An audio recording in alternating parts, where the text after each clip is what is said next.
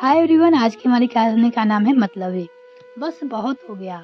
मेरा भी बर्दाश्त का एक सीमा है। तुम सब मेरी अच्छाइयों का नाजायज फायदा उठा रहे हो। मैं भी इंसान हूँ, कोई मशीन नहीं। मैं भी थक जाती हूँ। आखिर कब तक सहन करूँ? आप सभी लोग मुझसे सिर्फ अपने मतलब और स्वार्थ के लिए रिश्ता रखते हैं। आज नैना का इतने दिनों से भरा ज्वालामुखी फूट पड़ा। नैना 35 साल की सुंदर, हर काम में दक्ष, मिलनसार बहू है, जिसकी 12 साल पहले मानस से शादी हुई थी। हमारा पूरा परिवार था, जिसमें सास, ससुर, देवर, नंद और वो स्वयं थी। घर में किसी चीज की कोई कमी नहीं थी। कमी थी तो बस यही कि नैना के कोई बच्चा नहीं था उसे। नैना की शादी के 2 वर्ष बाद ही नवश्वेता की अच्छे घर में शादी हो गई और 4 वर्ष बाद देवर कौशल के भी शादी हो गई। शादी के अगले साल ही देवरानी महिमा ने अपने गर्भवती होने की खुशखबरी सुना दी। 9 माह पश्चात महिमा ने एक स्वस्थ बेटी को जन्म दिया। पूरे घर खुशी से झूम उठा। सबने उसे हाथों हाथों में रखा। नैना तो विशेष रूप से माँ बेटी का ध्यान रखती थी। बच्ची को देखकर नैना की ममता हिलोर लेने लगती थी। नैना महिमा को बिस्तर से उतरने नहीं देती थी। नैना अब सब काम का बोझ ज्यादा हो गया था और मदद करने वाला कोई नहीं था। कहने का तो घर में काम वाली बाई आती थी, किंतु 6 जनों के परिवार का काम भी कम नहीं होता।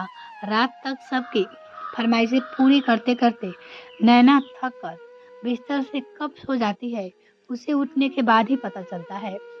सुबह उठते ही किसी को चाय, किसी को दवाई, तो किसी को नाश्ता।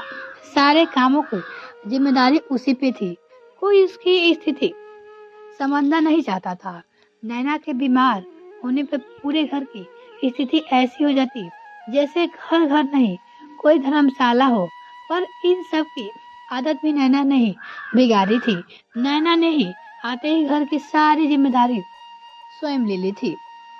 एक दिन नैना ने सुना सासू माँ अपनी बहन से फोन पे कह रही थी, अरे मुझे क्या जरूरत है काम करने की? काम करने के लिए बहुएं है ना।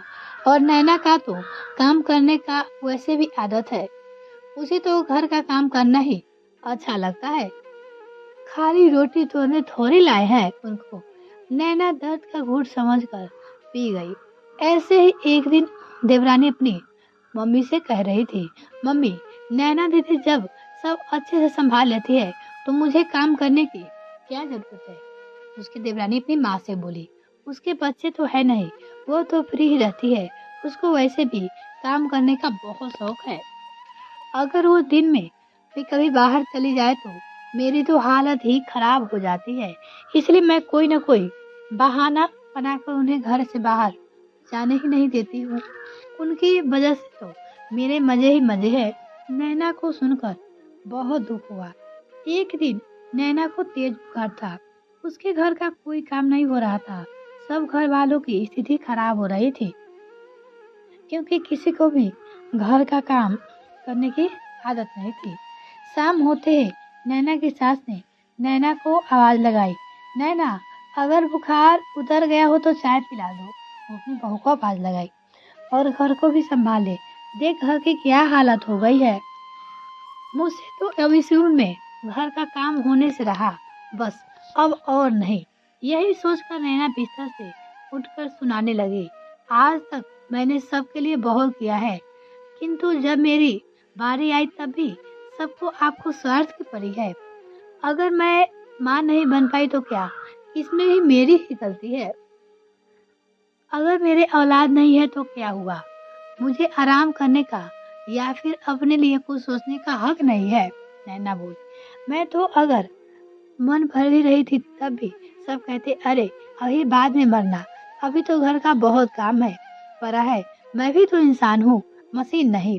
मैं भी थक जाती हूँ। मेरी भी कुछ इच्छाएं है। उसके बाद भी मेरे लिए आपके दिलों में कोई जगह नहीं है। आज भी सभी को सिर्फ अपनी अपनी परी है। कितने मतलबी हो आप लोग सब। मैंने आज तक इस घर को और सदस्य को अपना समझा है, किंतु आप लोगों ने मेरे साथ क्या किया? कहते कहते उसका आक्रोश उसके आंसू के साथ बहने लगा।